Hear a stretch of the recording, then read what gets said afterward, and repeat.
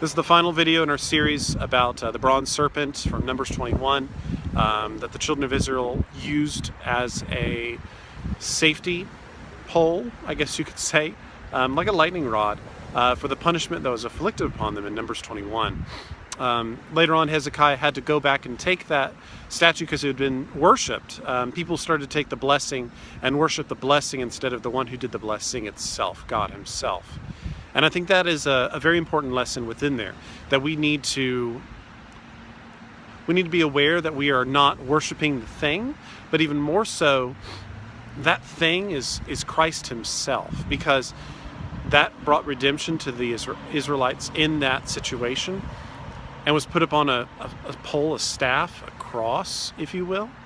And Christ is the same thing for us, that we need to look upon him and accept that redeeming story and that redeeming death and resurrection. And the thing that we need to be aware of is that sometimes we can hide that, like the Israelites did in the kingdom of Judah in the time of Hezekiah. And he had to go in and destroy it and bring people back to what is right. We may get stuck or conflicted about things, but the one thing that needs to remain true is that we love others and show compassion, and that we're true to what God is doing in us and doing for us and what he has done for others, and to be passionate about that.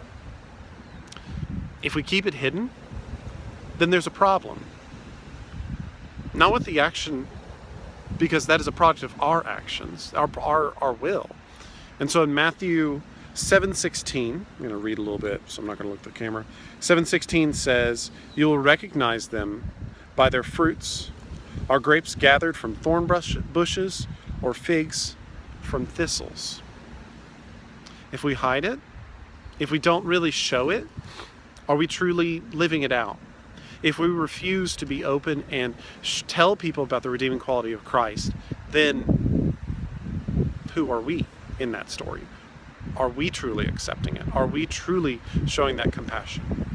And so this final thought this month is this: to be honest with others, not to be pushy, but to show compassion and love and be honest and true about the message and redeeming quality of Christ to others. Not to hide it, not to worship the thing, but to worship the person who did it, who is still saving, who is still living, because he beat death. Check us out at livingthorn.com. Until then, I'll see you next month. Have a wonderful week, and do not be afraid to share the message of Christ, the one who redeems, the one who saves us from our own brokenness. Have a great week.